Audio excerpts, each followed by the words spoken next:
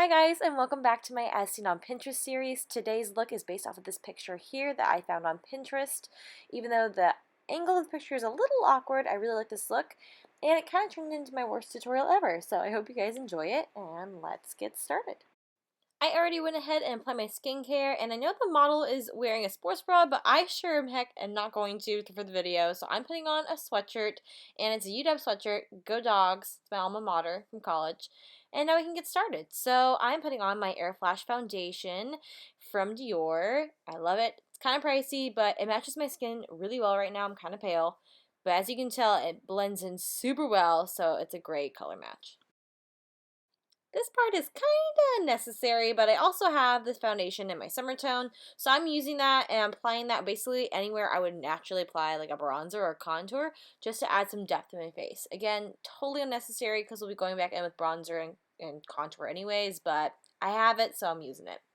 Speaking of bronzer, I'm using my Chanel Soleil Tan de Chanel bronzer on my face.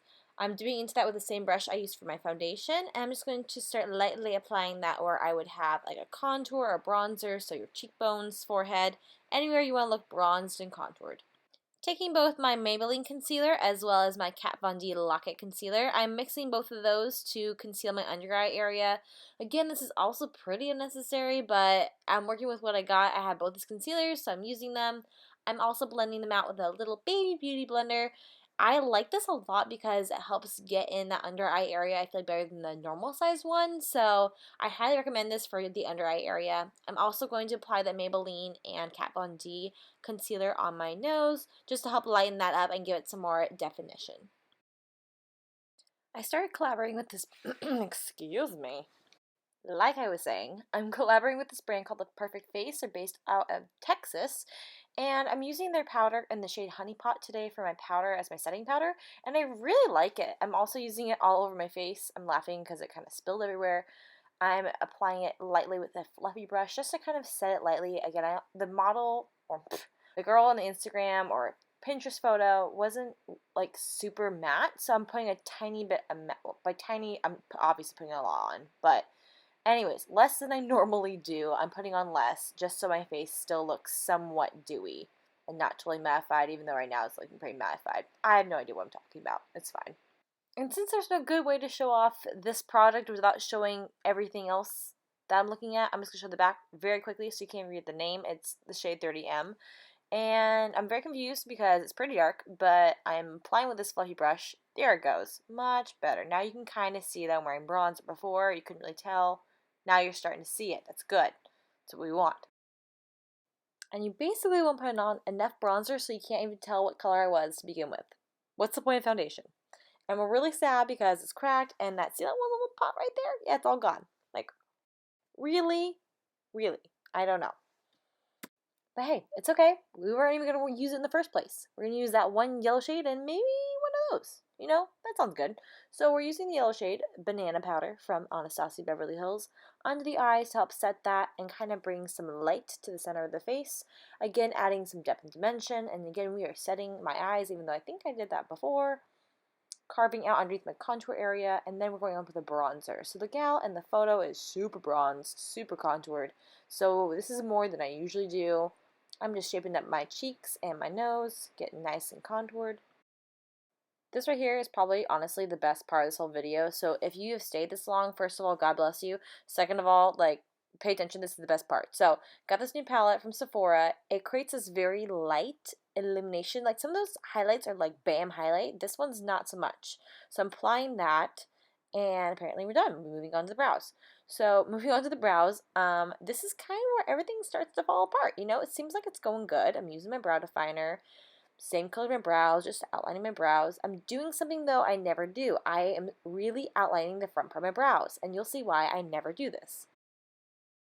So we're really defining the brow here, starting to make that bottom line harsh to make your brows look nice, sharp, and chiseled. Again, this is something I don't tend to do too often, but so far it's so good. You know, we're zoomed in. This looks like a pretty decent brow. Like, I'd be proud of this brow. Oh wait, just kidding. It looks like I Sharpie my brows on. So now we have this beautiful, gorgeous look here. Glad it's not a unibrow. And I'm trying to fix the problem by brushing them out with a spoolie, but guess what?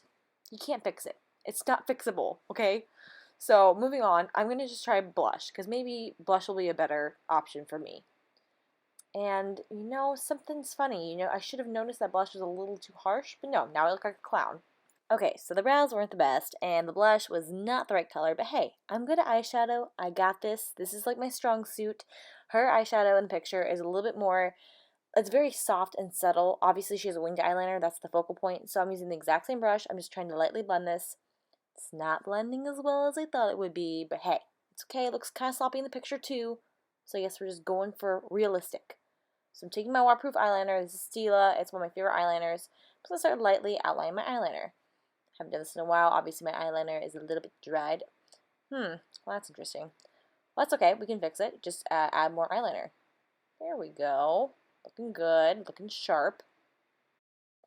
Not really sure if this is still considered a winged eyeliner or what's going on here. But hey, you know what? If we dry out long enough, maybe we can fix it. Oh, nope. Now that looks terrible. Just give me 1 second. Let me try to fix this.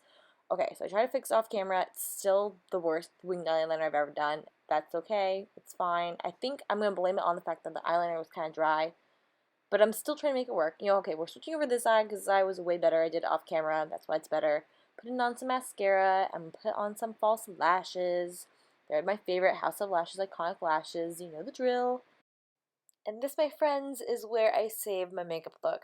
So I love these lashes. I wear them all the time. However, they're so big that they kind of cover up the eyeliner and it kind of blends better. If that makes sense, you'll see in a second. And it even covers up some of the eyeshadow. So altogether, it actually looks pretty decent, which is surprising. I know, because you just saw how terrible it was. And yet somehow we ended up at this point where it's like, that still looks pretty decent. So I'm adding some bottom mascara. Moving on to my lips, I'm using the NYX nude pink lip liner just to outline my lips.